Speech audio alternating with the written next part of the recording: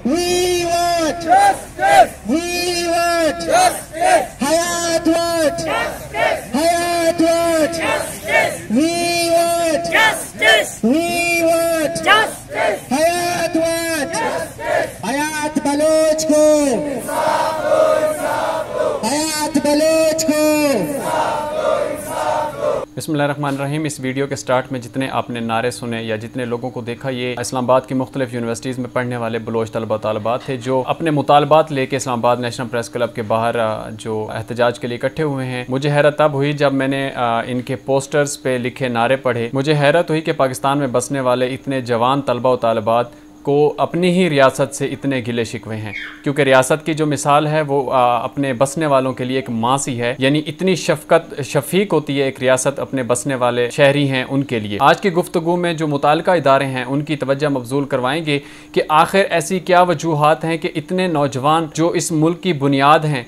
जो इस मुल्क के लिए रोशन मुस्तकबिल हैं, वो आज रियासत के ख़िलाफ़ या कुछ रियासत के ऐसे इदारों के ख़िलाफ़ जो है वो नारेबाजी कर रहे हैं। आखिर उनके क्या खदशात हैं कि उनको रोड पे आने की ज़रूरत पड़ी। आज के इस एहतजाज में मेरी जिन नौजवानों से बात हुई, पहले उनके अल्फाज सुन लीजिए। हम ये चाहते हैं कि जो ये इदारे हैं, इन इदारों का जो एहतसाब है, इनका एहतसाब किया जाए। बलूचिस्तान के अंदर एक वाक़या नहीं हुआ, बहुत सारे वाक़ये हुए। हयात बलोच का जो केस है वो पहला केस नहीं है।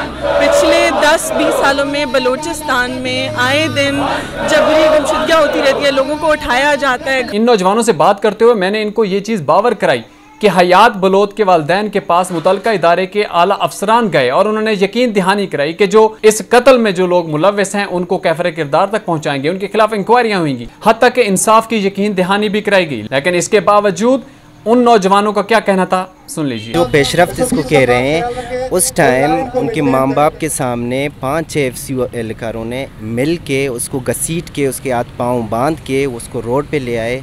शूट अगर एक ने किया, इसका ये मतलब नहीं कि वो ही ज़िम्मेदार है, ज़िम्मेदार तो वो भी हैं। तो इसका सिर्फ इंक्वायरी बिठाने का ये मतलब नहीं है कि हम लोग चुप कर जाएंगे। वो बकाम बाकी तमाम लोगों का क्या, आए दिन जो वहाँ पे लोग उठाए जाते हैं, मारे जाते हैं, उन लोगों का क्या। जैसा कि आप जानते हैं कि पाकिस्तान ने दहशतगर्दी के खिलाफ जंग में हज़ारों जानें गंवाई।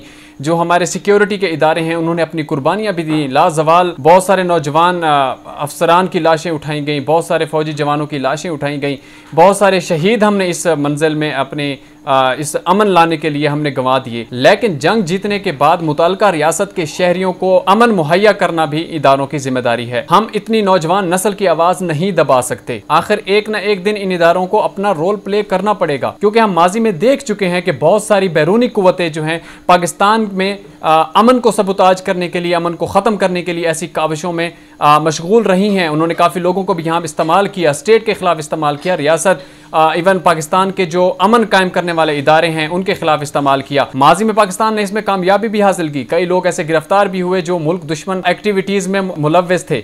लेकिन इन इदारों की ये भी जिम्मेदारी है कि इन नौजवान नस्ल, मर्द औरत, ख़वातीन, नौजवान, इन सब के दिल में इस रियासत के लिए मोहब्बत पैदा करना, इनके जो अपने जज्बात हैं, इनके जो ख्यालात हैं, उनको पॉजिटिव लेके आना भी रियासत की जिम्मेदारी है। रियासत के उन इदारों को भी माँ बाप की तरह ऐसा सलूक करना पड़ेगा कि मुताल्लिका शहरियों को अमन फराहम करे। उनके जो रिजर्वेशन हैं, अगर उनके को खदशात हैं जिससे वो नाला हैं, उनको ख़त्म करना भी रियासतों की जिम्मेदारी है, उन इदारों की जिम्मेदारी है, ताकि ये ना हो आज 1, 2, 3 से ये तादाद बढ़ती बढ़ती कल फिर मुल्क को एक मुश्किल का सामना ना करना पड़े।